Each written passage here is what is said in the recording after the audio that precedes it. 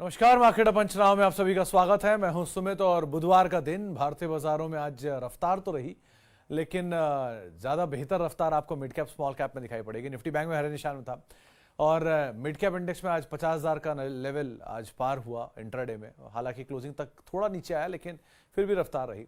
तो metal, PSU, CPSC आज जोरदार तेजी के साथ थे। स्पेशली पीएसयू आज तेजी में थे।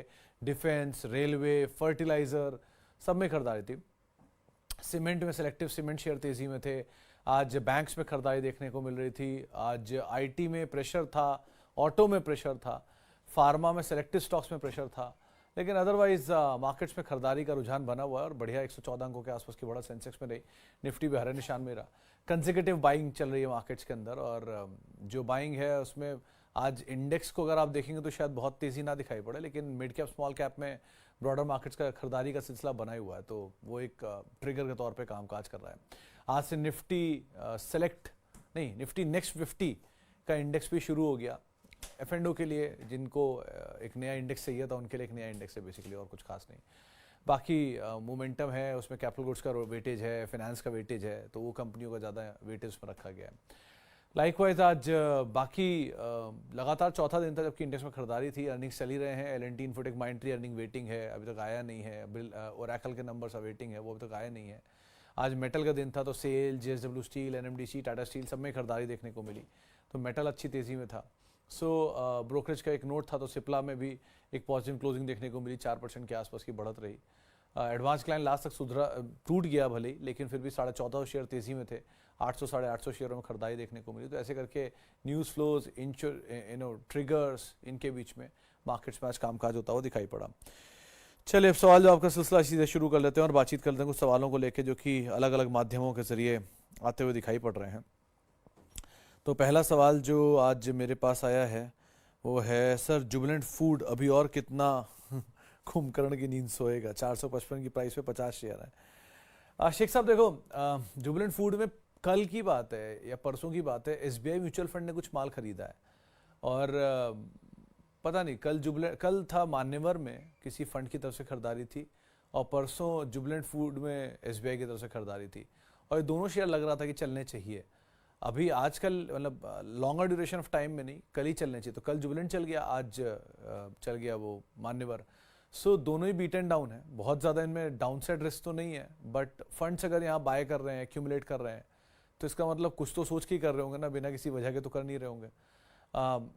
ऐसा भी नहीं है कि जुबिलेंट कंपनी खराब हो या पिज्ज़ा बिकने बंद हो गए। Some pressure is there comparatively Zomato के, क्योंकि जोमेटो चल रहा है इसलिए आप जोमेटो ज़्यादा पसंद आ रहा है, लेकिन ऐसा नहीं है कि जुबिलेंट फूड खराब हो गया। तो आप अगर होल्ड कर रहे हो तो होल्ड करो, ऐड करने की कैपेसिटी रखते हो थोड़ा थोड़ा ऐड भी कर लो, और वेट एंड वॉच, देखते हैं किस तरह से कंपनी कामकाज करती है। क्योंकि ग्रुप की बाकी कंपनियों में भी अब मोमेंटम शुरू हो गया है। इनग्रेविया चल गया, आज फार्मोवा भी चला है, इंडस्ट्रीज भी चला है। सो लग रहा है कि फूड भी चलना चाहिए, तो आप एटलीस्ट बाय भी कर सकते हो और होल्ड भी कर सकते हो स्टॉक के अंदर। चलो जी आगे बढ़ते हैं। और sir Reliance power long term के लिए बाय करना कैसा रहेगा? सिंह साहब, रिलायंस पावर मतलब एक ट्रिगर बीच में काम कर रहा था रिलायंस इंफ्रा के लिए, कि ये रिलायंस पावर का डेट रीपेमेंट किया था और वो रिलायंस इंफ्रा और प्लस वो दिल्ली मेट्रो वाला एक प्रोजेक्ट जिसके लिए पैसा मिलेगा इनको, लेकिन फिर वो उलट आ गया कि 8,000 करोड़ रुपए के आसपास का पेमेंट उल्टा रिलायंस इंफ्रा को करना होगा। वो सिचुएशन आते ही वापस टूट गया Reliance infra. But Reliance power के केस में एक अच्छी चीज़ है कि डेट का रीपेमेंट हुआ है, बड़ा डेट का रीपेमेंट है, और डेट का रीपेमेंट हमेशा अच्छा ही होता है क्योंकि वो मार्जिन गोइंग फॉरवर्ड ठीक करता है। जेपी पावर मुझे ज़्यादा बेटर लग रहा है अगर आप पूछना चाहोगे तो। वहाँ की सिचुएशन फिर भी थोड़ी ज़्यादा कंफर्टेबल है, एक नॉच है तो दोनों की हालत ख़राब, बट रिलायंस पावर के कंपैरिजन में जेपी पावर की सिचुएशन ज़्यादा बेटर है।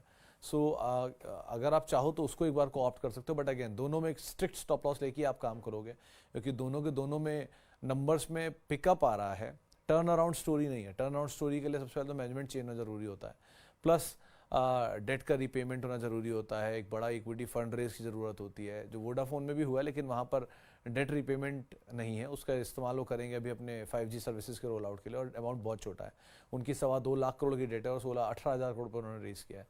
सिचुएशन ऐसी ख़राब नहीं है, but better is JP power comparatively दोनों में, लेकिन स्टॉप लॉस लेके ही आप लॉन्ग जाना, चाहे रिलायंस पावर हो, जेपी पावर हो। ओके, पूजा जी का सवाल है, हाय सर नमस्ते, please tell me your view on AB fashion and Tanla. AB fashion Puja ma'am मुझे लग रहा है थोड़ा बेटर साइड पर है, मतलब 220-230 के आसपास था लास्ट ईयर में। मैं कुछ नंबर बना ही रहा था आदित्य बिरला ग्रुप के ऊपर कि कैसे ये ग्रुप चला है, 40% ये ग्रुप चला है पूरे साल में, और हर ग्रुप की अलग अलग कंपनियों में इन्होंने कुछ ना कुछ किया है। मिसाल तौर पर अल्ट्राटेक की कैपेसिटी ऐड करी, ग्रासिम में पेंट बिजनेस, देन कम्स इनके ज्वेलरी बिजनेस, वोडाफोन के अंदर इन्होंने एक फंड रेजिंग कर ली QIP के जरिए, आदित्य बिरला फैशन में इन्होंने एक एक्विजिशन किया है। सो सब में कुछ ना कुछ कर रहे हैं। तो ये ग्रुप में अगर एक्टिविटी हो रही है, इसका मतलब group is working out somewhere, इधर नहीं तो उधर। सो इसीलिए एक बार को आप अगर ऐड करना चाह रहे हो तो ऐड भी कर सकते हो, होल्ड कर रहे हो तो होल्ड भी कर सकते हो, ऐसे कोई दिक्कत नहीं है। लेकिन बेटर इसकी अगर आप बने रहो तो ज़्यादा बेहतर है। कुछ तो पिकअप आ रहा है, वो खोने के लिए बहुत नहीं है, बट 200 रुपये, 199, 198 रुपये का एक स्टॉप लॉस लेकर आप बने रह सकते हो यहाँ पे।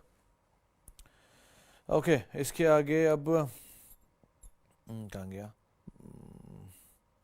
आदित्य बिरला फैशन हो गया। Likewise hi sir, view on entry in Hindalco and Ambuja. Hindalco में नीचे ज़्यादा बेटर एंट्री थी, एंड अंबुजा केस में सर अगेन मतलब सीमेंट अगर आप जाना चाह रहे हो तो UltraTech and JK cement is better.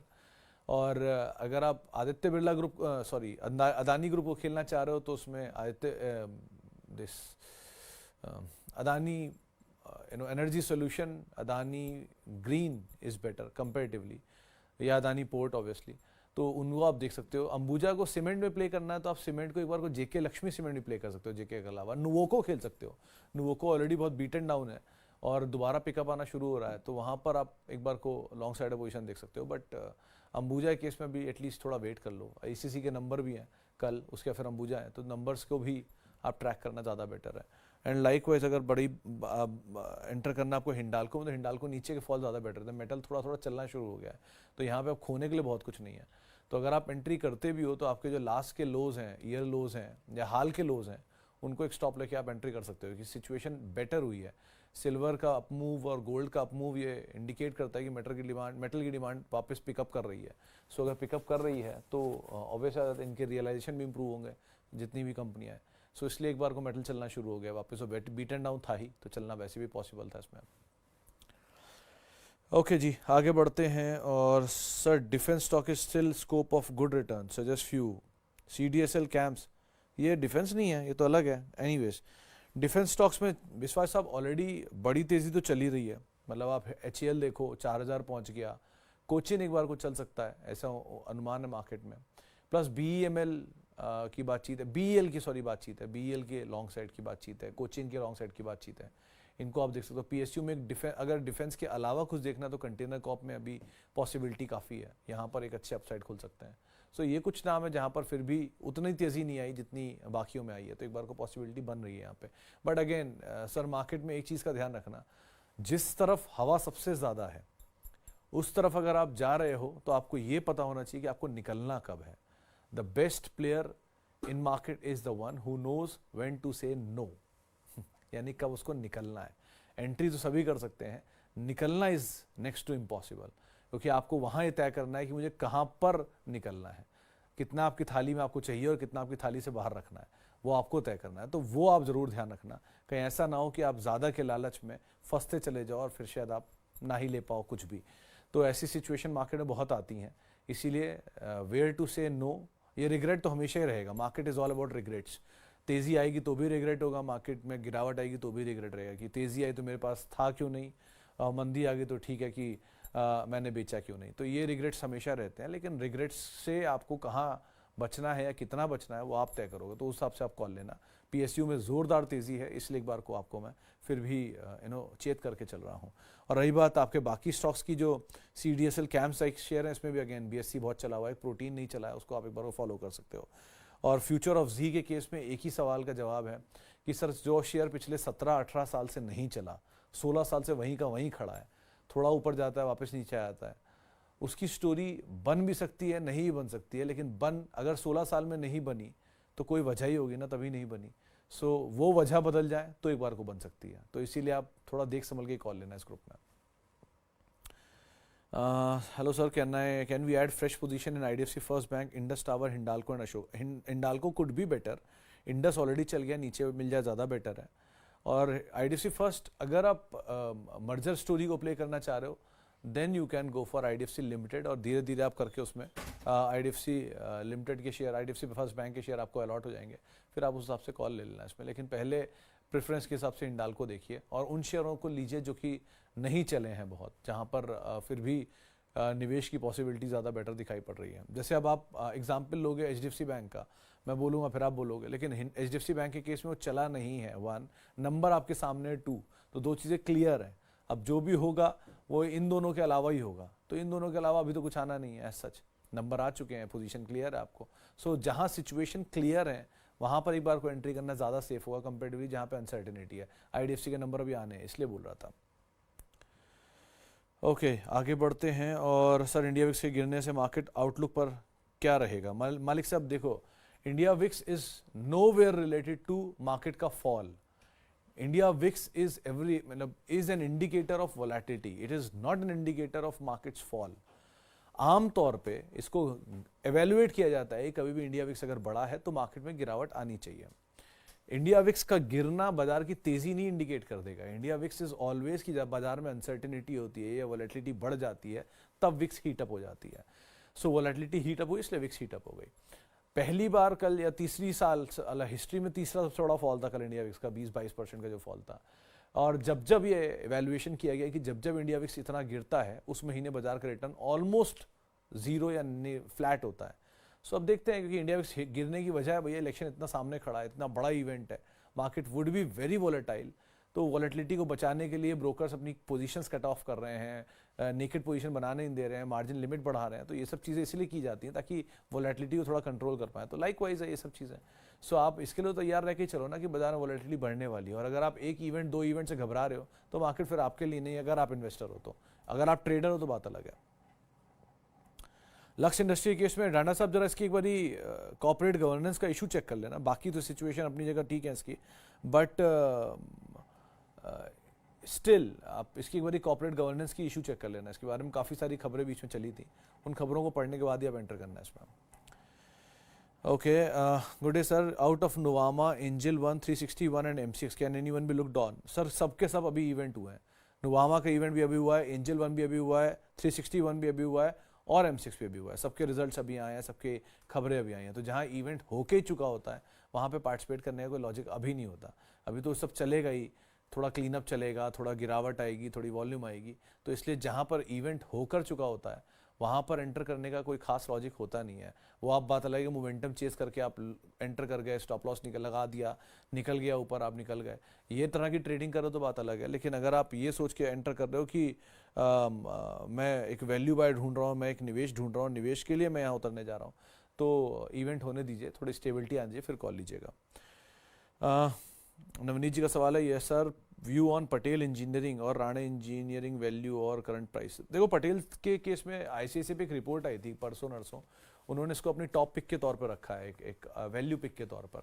वैसे भी शेयर अपने QIP प्राइस से नीचे चल रहा है, तो एक बाय तो बनता है, बट स्टॉप लॉस के साथ ही आप एंटर करना कि इसका पुराना ट्रैक रिकॉर्ड बहुत ख़राब है, इसलिए तो होल्ड करो। अगर आपके पास है, आप नया खरीदारी किया तो खरीदारी कर सकते हो, बट ICICI का जो टारगेट है वो 80-85 रुपये के आसपास का है। एंड स्टॉप लॉस आप अपना मेंटेन करके रखना है इसमें साथ में, क्योंकि सिचुएशन पहले बहुत ख़राब हो चुकी है, डेट बहुत हाई है, प्लेज भी रहा है। सो उन चीज़ों को आप ध्यान रख के कॉल लेना। Okay sir, how are you looking at JNK India from listing gain and long term perspective? Avdhoot sir देखो, कोई भी स्टॉक चाहे वो best of the best IPO क्यों ना आ रहा हो, अगर आप लॉन्ग टर्म के पर्सपेक्टिव से देख रहे हो तो उसमें हर चीज़ डिपेंड करती है कंपनी की अर्निंग्स को लेकर। JNK एक स्पेशलाइज सेगमेंट के अंदर है, गैसेज एंड बाकी बिजनेस के अंदर ये हाइड्रोजन रिलेटेड। सो वैसे ही कंपनी ठीक है, लिस्टिंग गेन के लिए भी आप जा सकते हो, बहुत समय बाद IPO आ रहा है तो इस समय डिमांड बहुत स्ट्रांग है, क्योंकि लिक्विडिटी इतनी अच्छी है। तो आप वोडाफोन के नंबर में देख नहीं पा रहे हो, इतना 4-7 गुना इतनी बड़ी इक्विटी को सब्सक्राइब कर दिया उन्होंने, तो यहाँ भी सब्सक्रिप्शन नंबर अच्छे होंगे, तो लिस्टिंग गेन तो मिल जाना चाहिए। अब रही बात लॉन्ग टर्म की, तो लॉन्ग टर्म कोई भी स्टॉक पे आप तभी बेट करो जब आपको उसके नंबर सपोर्टिव लगे और आप बहुत समय तक उसके साथ बिता लो। अभी के लिए आउटराइटली आज डिसाइड करना कि लॉन्ग टर्म के लिए सही है कि नहीं, ये मेरी समझ के बाहर है, एटलीस्ट मेरी सीमित जानकारी से बाहर, तो आप उसके हिसाब से कॉल लो।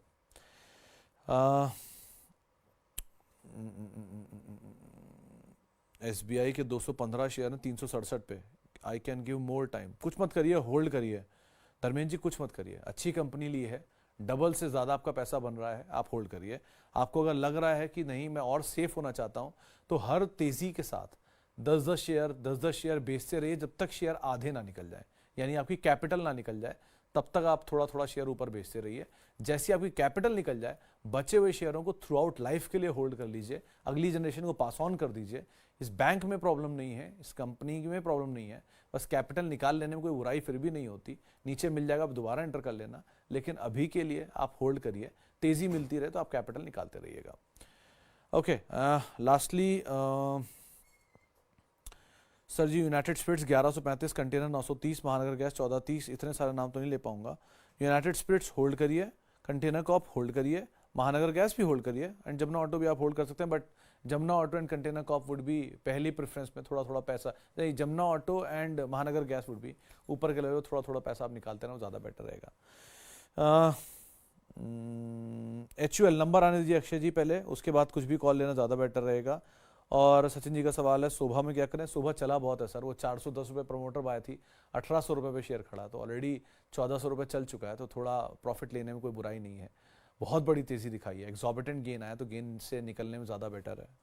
और टाटा स्टील को आप होल्ड भी कर सकते हैं, नीचे ऐड कर सकते हैं, बस वो 140 का शायद स्टॉप लॉस है, 130 135 का स्टॉप लॉस लेके आप यहाँ पर एडिशन कर सकते हो उसके अंदर। चलो फिलहाल अब इतने सवालों शामिल करूँगा, माफ़ी उन सभी लोगों से इनसे बातचीत नहीं हो पाई, और बहुत बहुत शुक्रिया उन सभी लोगों का जिन्होंने सवाल पूछा। आपसे मुलाकात होगी अब 5:30 बजे, और आप मेरे साथ जुड़ सकते हैं @सुमित रिसर्च, मेरा ट्विटर हैंडल है, सोशल मीडिया हैंडल्स हैं। किसी भी निवेश से पहले अपने वित्तीय सलाहकार की राय आप लोग ज़रूर ले लें, और CNBC आवाज़ के YouTube, Facebook, Instagram सारे पेजेस पे आप हमारे साथ जुड़ सकते हैं। नमस्कार।